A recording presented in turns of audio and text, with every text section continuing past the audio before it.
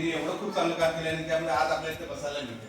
पहिलं आपल्या ज्या म्हणजे ग्राममध्ये लोक सगळे उन्हात बसायचे, आज खूप छान असं सभागृह आहे आणि सगळं क्रेडिट ही कमिटी आणि सगळे गाव ग्रामस्थांना जाते आणि आम्हाला या गावचा एक भाग असल्याचा आम्हाला अभिमान होतो, कारण एवढी चांगली येते. आता आपल्या मंदिर असतात त्यांच्या मिटिंग एवढ्या होतात, सगळ्याची एवढं मेहनत आहे आणि सगळे एकामेकाला सपोर्ट देतात, त्यामुळेच आपलं गावचा एक उद्धार चांगला होणार आहे. आणि एक ह्या गावचा भाग म्हणून आम्हाला अशी युनिटी, आम्ही बाकीची पण गाव बघतो, सगळीकडे बघतो, मी बाकीच्या वाड्यामध्ये मग गेलो तेव्हा बघतो. हे गाव आपलं जे पहिलं जे मी लहान असल्यापासून ते आतापर्यंत जी एकी आपल्या गावात आहे. उदाहरणार्थ दिले तर मध्ये पूर आली त्यावेळेला एकमेकाला सहकार्य केलं, नंतर केरबाजाचं घर जाळलं त्यावेळेला एकमेकाला सहकार्य, ही अशी उदाहरणं आहेत ना, ते म्हणजे एकामेकाच्या जीवाला जीव देणारी आपली गावची मंडळी आणि याच्यासारखं मोठं स्थान आहे.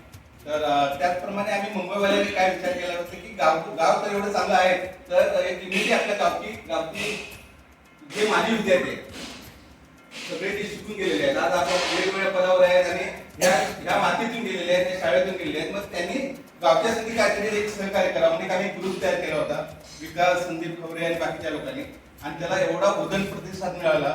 जवळजवळ 200 मुलं त्यामध्ये जमा झाली.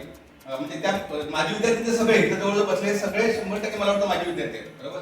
तर त्या माजी विद्यार्थ्यांच्या माध्यमातून आम्ही ती संघटना स्थापन केली आणि त्यामध्ये आम्हाला जेव्हा मीटिंग होती तेव्हा असं कळलं की सरांनी सांगितलं की शाळेची कौलं वगैरे कळतंय, तर गाववाल्यांनी त्यांना सांगितलं तुम्ही की तुमच्या विद्यार्थ्यांनी हात नाही लावायचा की तुम्ही इकडे तेवढा शाळा शिकवा आणि आम्ही ती शाळा चांगली करतो.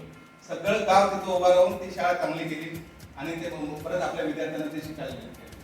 त्याचप्रमाणे मग आम्हाला पण थोडं वाटलं की आमचं पण काहीतरी गावच्यासाठी देणं आहे, त्याच्यामध्ये कुठलेही राजकीय सहभाग नाही, काही नाही, फक्त मी त्यावेळेला पण बोललो की गावात गेल्यानंतर शाळेत सगळे आम्ही माझे विद्यार्थी, बाहेर बरे आम्ही पदाधिकारी असतो कुठल्या पदावर असतो, पण ते तिथं फक्त आम्ही सगळे माझे विद्यार्थी आणि माझे विद्यार्थी संघटनेच्या मला पहिली की आपली कार्यक्रम झाला खूप चांगला झाला आणि त्याच्यात सगळं जे क्रेडिट जाते आपली शाळा व्यवस्था कमिटी, त्या मुलांनी एवढी मेहनत केली, कारण आम्ही मुंबईवाल्यांनी फक्त व्हॉट्सअप ग्रुप केले आणि फंड जमा केला, बरोबर. पण बाकीची समजा जेवणापासून सगळं तिथं एक नाही तर सगळं जे कर आपल्या शाळा व्यवस्थित कमिटी आहे त्यांच्याशी मला सगळ्यांनी टाळ्या होतं. त्याचप्रमाणे शिक्षकांनी सुद्धा केलं आणि आपल्या या ग्रामस्थांनी बरेच त्या दिवशी ग्रामस्थ नव्हते, कारण आपल्या कुठलं लग्न होतं, हनुमान आणि बाकीचे लोक तिथे उपस्थित नव्हते, पण सगळ्यांचं जे आशीर्वाद आणि सहकार्य होतं म्हणून तो कार्यक्रम चांगला झाला. तर त्या कार्यक्रमामध्ये वळवी सर त्यांच्या काय पर्सनल काय कामासाठी म्हणून उपस्थित राहू शकले नाही आणि आज योगायोगाने ते आले. तर तुमच्या सगळ्यांच्या समेत आम्ही त्यांचा सत्कार करायचा आम्ही ठरवला.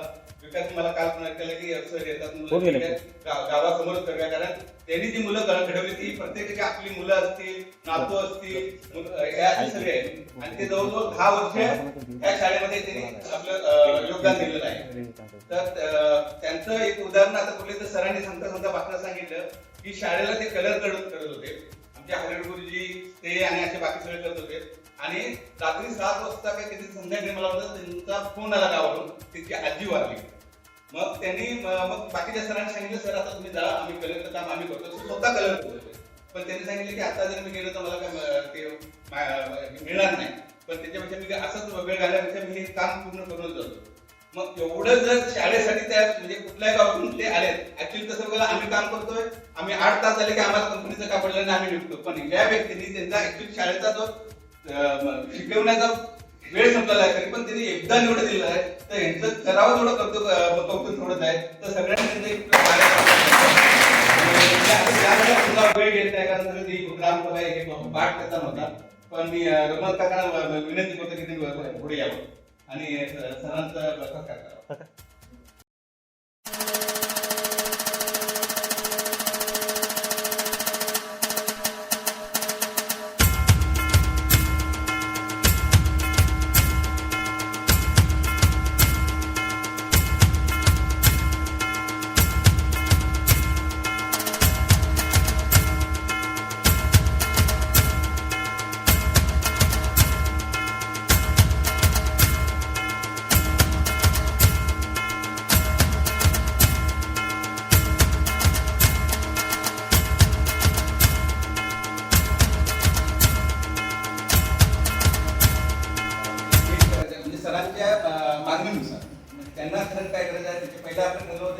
आपण 3 LED द्यायच्या, एक 55 इंची 45 इंची 2 आहेत. पण नंतर आम्ही घ्यायला गेल्यानंतर सरांनी सांगितलं की आता LED एवढी गरज नाही आम्हाला.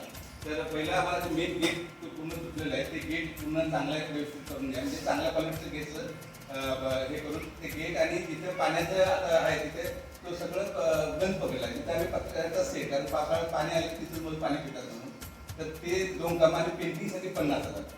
आणि परत मुलांच्या शिक्षणासाठी आम्ही 10,000चं नियोजन केलेलं, म्हणजे जे आता स्कॉलरशिप किंवा वेगवेगळ्या एक्झाम येतात त्यांना लागणारी जी पुस्तकं आहेत त्याच्यासाठी आम्ही 10,000चं प्रोविजन करून ठेवलेलं आहे आणि 8,000 पुढच्या वर्षीसाठी आम्ही ठेवलेले आहे. कपाट उद्देश एवढंच, 2 कपाट 2 हां, आणि 2 कपाट गोदरेज कपाट. तर अशा प्रकारे आम्ही सगळा जो फंडाचा व्यवस्थित केलेला आहे. सध्या प्रमोदच्या अकाउंटमध्ये सगळ्यांचे पैसे ट्रान्सफर केलेले आहेत. जसं आता आम्ही जायच्या अगोदर ते गेट जर झालं तर मग ते बरंच होईल, कारण फायनल म्हणून करायचं आणि पेंटिंग त्यावेळेस ते सर आपल्या नियोजनाप्रमाणे करणार.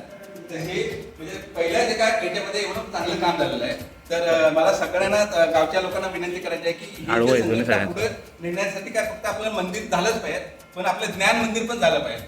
कारण ज्ञान मंदिरामधून जी मुलं जातील तिथूनच आपल्या गावचा विकास होणार आहे. आता मी गेलो, विकास गेले, बाकी गेले, म्हणजे आपली घरं झाली म्हणजे काही ना काही ग्रामपंचायत येणार आहे, बरोबर. म्हणजे गावचा विकास हा शाळेतून सुरुवात होणार आहे. तर आपण आता बरेच सारी मुलं बाहेर गेलेले आहेत, त्यामुळे जो शाळेचा कोट आहे तो कमी झालेला आहे. पण आता जो एक्झिस्टिंग जी मुलं आहेत ती कृपया, आता सरांनी आम्हाला सांगितलं आहे की इथं शिक्षणाची पद्धत खूप चांगली आहे. म्हणजे जरी तालुक्यामध्ये म्हटलं तर आपलं कारंडीचं गाव आपल्या पहिल्या 5 नंबरमध्ये बसतंय. तर सगळ्यांना विनंती आहे की बाहेरच्या शाळेमध्ये आपली मुलं न पाठवता की आपल्या शाळेमध्ये पाठवा. आणि आम्ही जी माझे विद्यार्थी आहेत जी लागेल ती योग्यता, फक्त आम्ही फंडिंग देऊन चालणार नाही. समजा त्यांना काय अवेअरनेस असेल किंवा त्यांचा बाकीचे म्हणजे UPSC MPSC मध्ये कशा प्रकारे त्या मुलांना 6वी-7वीच्या पोरांचं प्रिपरेशन कसं करता येईल असे काही योगदा करायला आम्ही त्यांना सुचवू. पण तुमच्या सगळ्यांच्या सहकार्याशिवाय हे शक्य नाही. आम्ही बाहेर राहणार, फक्त व्हॉट्सअपवर बोलणार, व्हॉट्सअपवरून काय चालणार नाही, कारण तुम्ही ग्राउंडवर काम करणारे आहेत. तर तुमचं सगळ्यांचं सहकार्य असेल तर आम्ही सगळे गावासाठी करू अशी माझी अपेक्षा आमच्या सगळ्यांची. आणि त्याच्यानंतर सरांनी आपलं मनोगत व्यक्त करावं अशी त्यांना विनंती.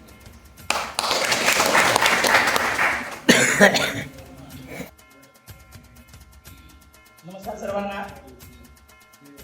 या उद्देशाने तुमच्या सभा संपन्न होते आहे त्याचा मी जास्त वेळ न घेता, कारण तुम्ही प्रत्यक्ष मला संपूर्ण गावकऱ्यांनी अनुभवलं आहे की रामलिंग देवाच्या कृपेने, आशीर्वादाने आपलं गाव आज अतिशय चांगल्या विकासाच्या वाटेवर आहे.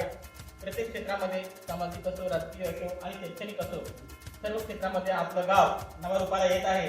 हे आम्हाला, जरी आम्ही खूप लांब असलो तरी आम्हाला या मीडियाच्या माध्यमातून आम्हाला अनुभवायला मिळत आहे. तर खरोखर या शाळेत असताना मी जीव ओतून, अगदी मनात तर रक्त सांडून काम केलेलं आहे. अगदी जीव ओतून यासाठी की ही शाळा माझी आहे, हे गाव माझं आहे. माझी सुरुवात या गावामध्ये झाली आणि त्यामुळे या गावाचा मी काहीतरी केलं लागतो या उद्देशाने मी कार्य करत होतो. आपल्या गावातले विद्यार्थी शिकले, आपल्या शाळेतले विद्यार्थी शिकले तर ते स्वतःचं नाव मोठं करतीलच, आपल्या गावाचे नाव मोठं करतील आणि पर्यायाने ती एक राष्ट्रभक्ती ठरेल या उद्देशाने मी या गावासाठी राबत होतो. आणि खरोखर जेव्हा आमचे विद्यार्थी, अमुक माझा विद्यार्थी या ठिकाणी नोकरीला आहे, अमुक विद्यार्थी या ठिकाणी कामाला आहे, तो स्वतःचा पायावर उभा राहिला, तर हे ऐकून मला इतकं समाधान वाटतं की खरोखर माझ्या जीवनाचं फलित म्हणजे याच्यातच आहे असं मला वाटलं येतं.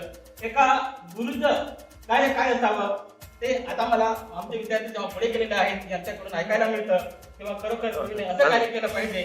मी काय खूप मोठं कार्य केलं असं वाटत नाही, पण प्रत्येक गुरुला, प्रत्येक शिक्षकाने जर असे कार्य केलं तर खरोखर आपल्या देशाचा विकास होतो आणि पर्यायाने आपल्या राष्ट्राचा विकास होत असतो.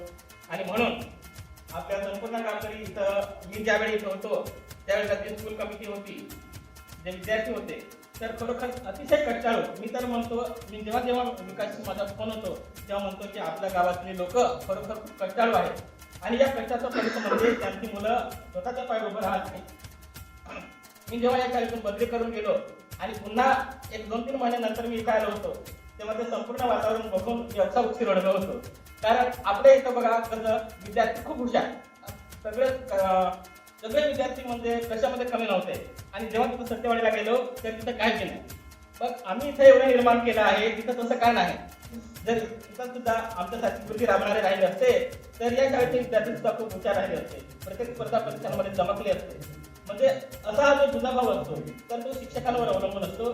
तर असे राबणारे शिक्षक प्रत्येक गावाला जर भेटले तर खरोखर गावाचं कल्याणच होतं. आता संपूर्ण इथे सगळे लोक बसलेले आहेत, त्यांनी माझं कार्य बघितलेलं आहे.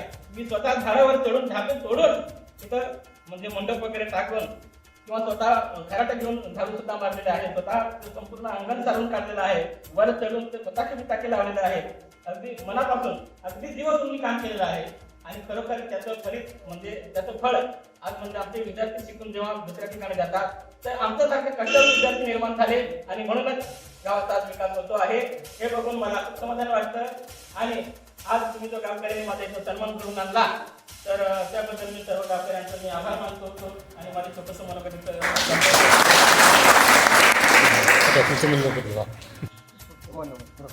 तुम्ही मान दिला त्याबद्दल धन्यवाद.